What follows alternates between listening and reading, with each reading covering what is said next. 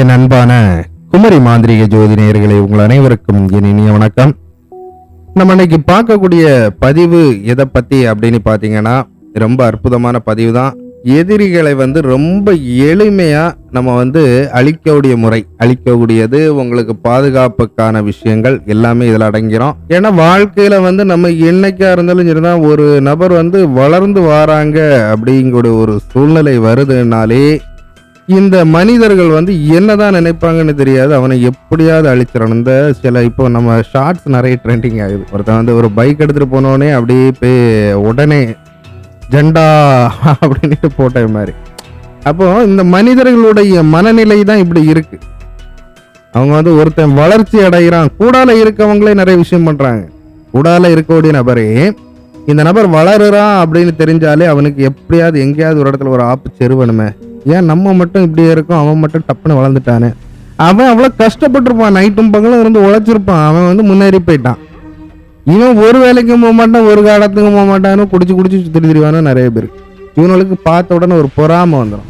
இப்படி இந்த பொறாமை நபர் பொறாமைனாலையும் இதே மாதிரி சொந்த பந்தத்துல அதே மாதிரி இப்படி நம்ம முதுகுக்கு பின்னாடி அவ்வளவு வார்த்தைகள் பேசி அவ்வளவுடைய ஒரு துர்குணத்தோடு இருப்பாங்க. நம்ம முன்னாடி பார்த்தா அப்படியே நடிச்சிருவாங்க. ஐயோ உங்களை விட்டா எனக்கு வேற யாருமே கிடையாது அப்படி நடிச்சிருவாங்க. அந்த மாதிரிப்பட்ட நபர்கள் இப்படி உலகத்துல இப்ப நிறைய இந்த மாதிரிப்பட்ட பிரச்சனைகள் இருந்துட்டே இருக்கு. எதையாவது ஒண்ணு பண்ணி இவனை அழிக்கணும், ஏதாவது ஒண்ணு பண்ணி இதாக்கணும். அப்படி என்ன இந்த மனிதர்கள் இந்த மாதிரிப்பட்ட ஒரு சூழ்நிலையில இருக்காங்க. சில நபர்களை நமக்கு தெரியும், சில நபர்களை தெரியாது.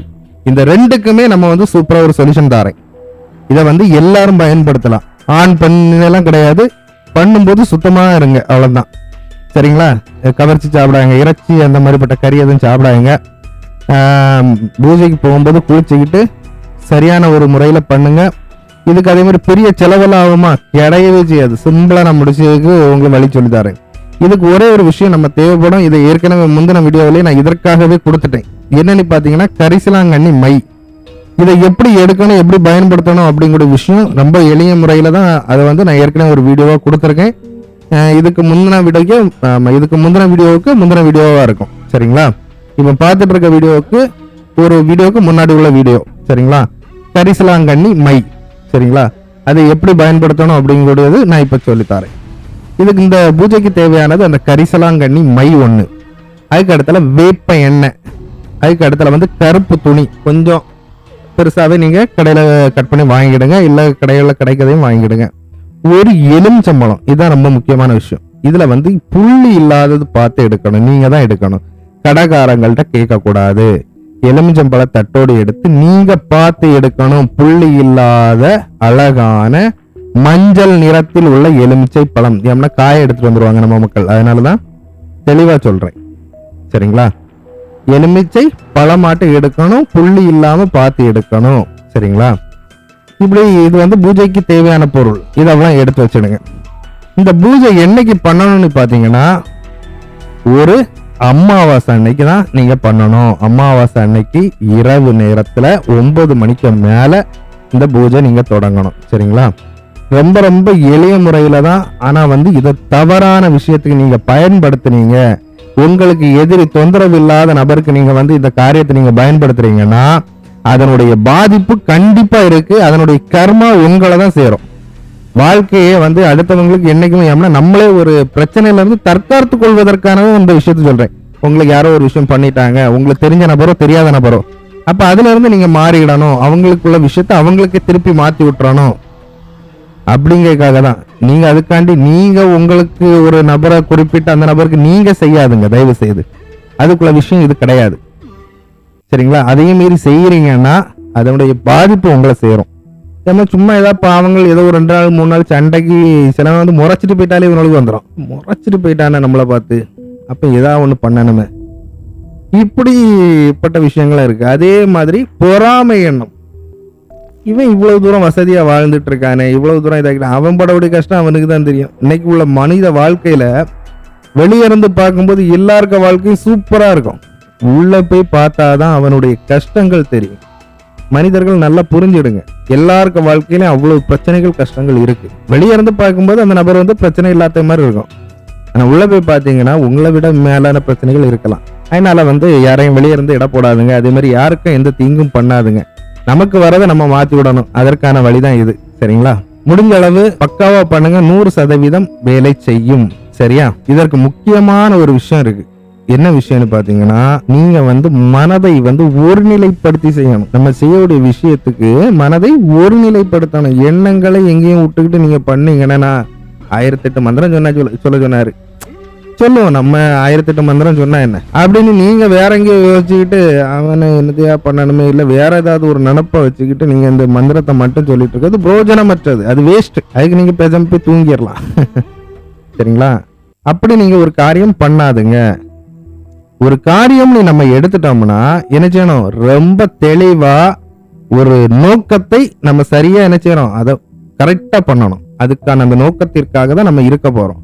அப்ப மனதை வந்து கரெக்டான சிந்தனை, ஒரு நேர்கோட்டில் இவனை தான் டார்கெட், அந்த டார்கெட்டை அடிக்கணும் அப்படின்னுட்டு கரெக்டாக போய் இருக்கணும். ஏன் நம்ம எதிரின்னா எப்படி? உங்களுக்கு பாதிப்பு செய்தவனா இருக்கணும். சரிங்களா? உங்களுக்கு பாதிப்பு செய்து உங்களை வந்து வாழ விடாம கஷ்டப்படுத்திட்டு இருக்கக்கூடிய ஒரு நபரா இருக்கணும். அப்போ அவங்களுக்கு நம்ம செய்தாலும் அது பலிக்கும். சப்போஸ் நமக்கு வந்து இந்த காரியம் நடக்கணும் அப்படி நமக்கு செய்ததையும் மாற்றி விட்டு இந்த காரியம் அவனுக்கு நடக்கணும் அப்படின்னு நீங்க நினைச்சாலும் அது நடக்கும். சரியா? இதுல வந்து கொஞ்சம் சூட்சமமா நான் சொல்லியிருக்கேன். ஒரு 2-3 விஷயத்தை அவங்க புரிஞ்சவங்க நீங்க பயன்படுத்திடுங்க. காரியத்துல இல்ல, நீங்க எப்படி பண்ணணும் அப்படிங்கிற விஷயத்துல மட்டும். சரியா? நான் இதை வந்து எப்படி முறையா நீங்க ஒரு விஷயம் பண்ணும்போது அது எவ்வளவு பலன் கொடுக்கும் அப்படிங்கிற விஷயத்த நான் தெளிவா, இதுல எந்த ஒளிவு மறைவே கிடையாது. நான் அப்படியே உங்களுக்கு சொல்றேன். எல்லாரும் பயன்படுத்தலாம். சரியா? ஆனா முக்கியமான விஷயம் நம்பிக்கையோடு பண்ணணும். இந்த விஷயம் நான் நடக்கும் அப்படிங்கக்கூடிய நம்பிக்கை, எனக்கு நான் செஞ்சிருக்கேன், இந்த காரியம் நான் செஞ்சிருக்கேன், அவனுக்கு இது நடக்கும் அப்படின்னு முழுமையா நீங்க என்ன செய்யணும்? நம்பணும். நம்பினா மட்டும்தான் எதுவுமே. நம்பிக்கை இல்லைன்னா எதுவுமே கிடையாது. நீங்க முழுமையாக நம்பணும். நம்பி என்ன செய்யணும்? அந்த காரியத்துல இறங்கி செய்யணும். சரி, நான் எப்படி செய்யணும் அப்படிங்கிற விஷயத்த நான் சொல்லிடுறேன். சரிங்களா? இதுக்கு காலம் வந்து நான் அமாவாசை, எந்த நாள்ல செய்யணும் அமாவாசைன்னு நான் சொல்லிட்டேன். நீங்க தெற்கு நோக்கி அமர்ந்துடணும். தெற்கு முன்னாடி தெற்கு நோக்கினா தெற்கு திசை பார்த்து நீங்க இருந்துக்கிடணும். சரிங்களா? கீழே ஏதாவது ஒரு துணி போட்டுடுங்க. கருப்பு துணி ஏதாவது ஒண்ணு விரிச்சிடுங்க. சரிங்களா?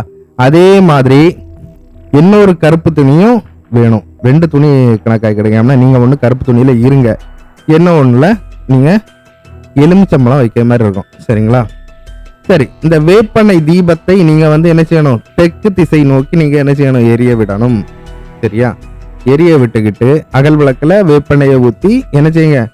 அதுல வந்து கருப்பு நீரை திரி போட்டீங்கன்னா ரொம்ப சூப்பரா இருக்கும். கருப்பு திரி போட்டு அதுல என்ன செய்யுங்க?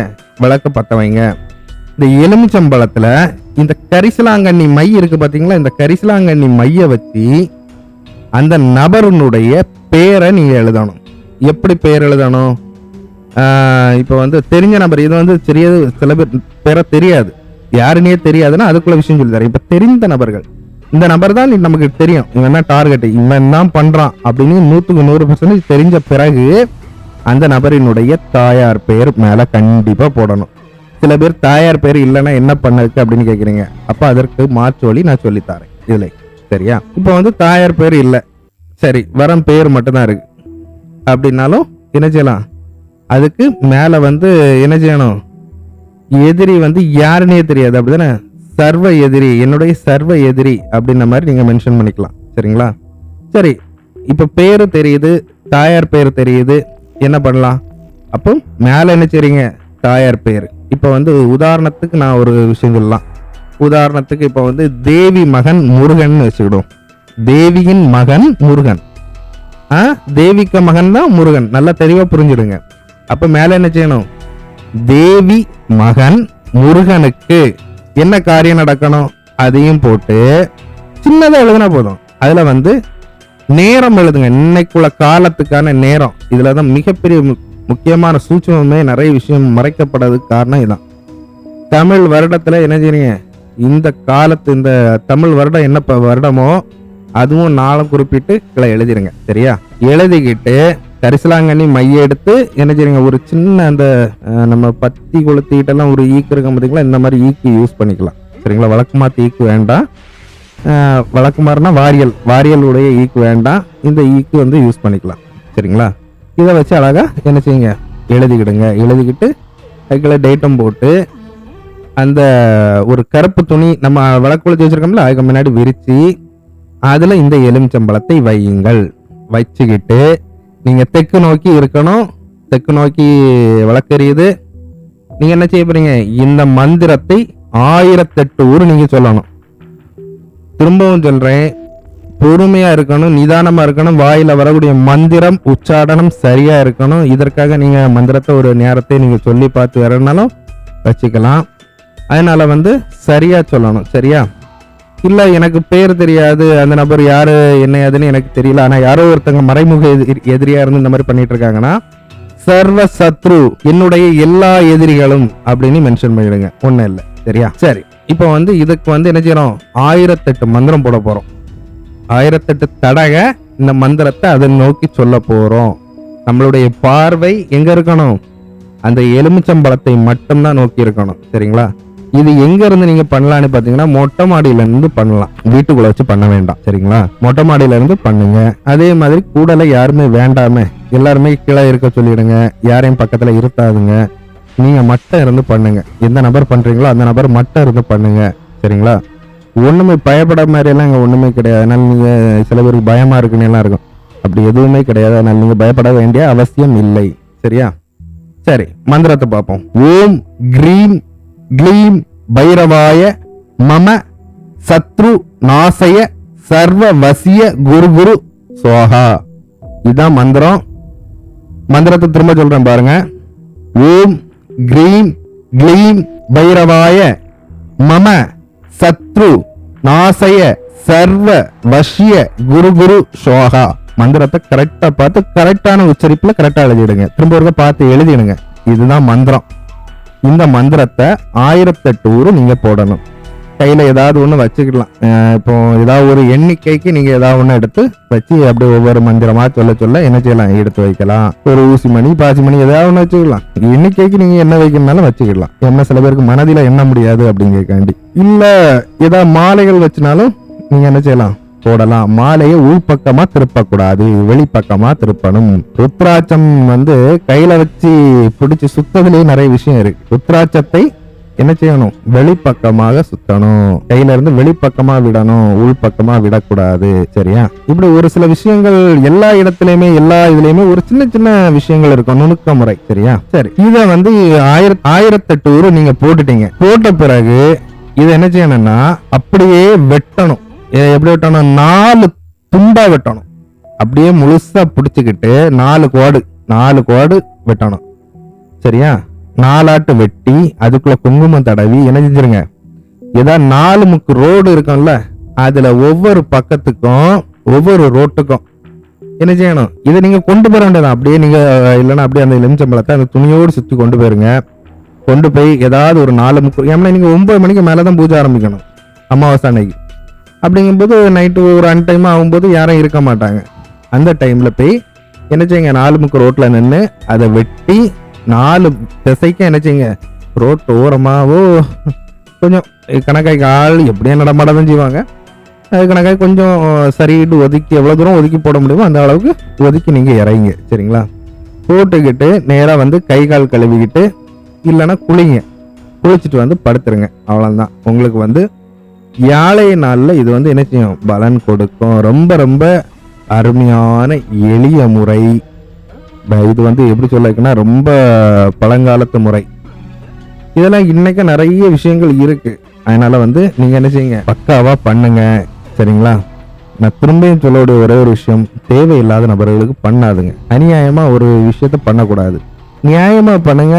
அது உங்களுக்கு நல்ல ஒரு மாற்றம் கண்டிப்பா உங்களுக்கு என்ன செய்யும், எல்லாமே நன்மையாவே நடக்கும். தேவையில்லாத விஷயத்துக்கு நீங்க பண்ணினீங்கன்னா உங்க வாழ்க்கை தான் சிதறுமே தவிர வேற எந்த ஒரு இதுவும் ஆகப்படுறது கிடையாது. அதனால என்ன செய்யுங்க, தேவையில்லாத விஷயத்துக்கு நீங்க பயன்படுத்தாங்க. நம்ம சொல்லக்கூடிய ஒவ்வொரு விஷயமுமே 100க்கு 100% நீங்க கரெக்டா செஞ்சீங்கன்னா வேலை செய்யும். அதே மாதிரி நான் கொடுக்கக்கூடிய முறையை கரெக்டா ஃபாலோ பண்ணணும். நீங்க பாதி பேர் என்ன செய்யறாங்கன்னா அந்த ஸ்கிப் பண்ணி பார்த்துக்கிட்டு பாதி தெரிஞ்சும் தெரியாமலே என்னத்தையோ ஒண்ணு பண்றாங்க. சரியா பண்ணுங்க, 100% வேலை முடியும். இதெல்லாம் எளிய முறைகள். உங்களுக்காண்டி நான் ஃபில்டர் பண்ணி அந்த மாதிரி தரேன். ஒரு எளிய முறைகளா, சின்ன முறைகளாக அது பவர்ஃபுல்லான விஷயங்களா பண்ணி தரேன். சரி நண்பர்களே, நம்ம சேனலை மறக்காம சப்ஸ்கிரைப் பண்ணுங்க, லைக் பண்ணுங்க, ஷேர் பண்ணுங்க. நம்ம வீடியோ வர இந்த வியூஸ் எல்லாம் குறைஞ்சி கொஞ்ச நாள் நம்ம வீடியோ போட முடியல. அதனால் வியூஸ் எல்லாம் குறைஞ்சி போச்சு, நிறைய பேர் பார்க்கலன்னு நினைக்கிறேன். சரி, நீங்கள் முடிஞ்ச அளவுக்கு லைக்கு ஷேர் பண்ணுங்கள், ஆட்டோமேட்டிக்காக பூஸ்டிங் ஆகி எல்லாருக்கும் தெரியட்டு. நன்றி நண்பர்களே.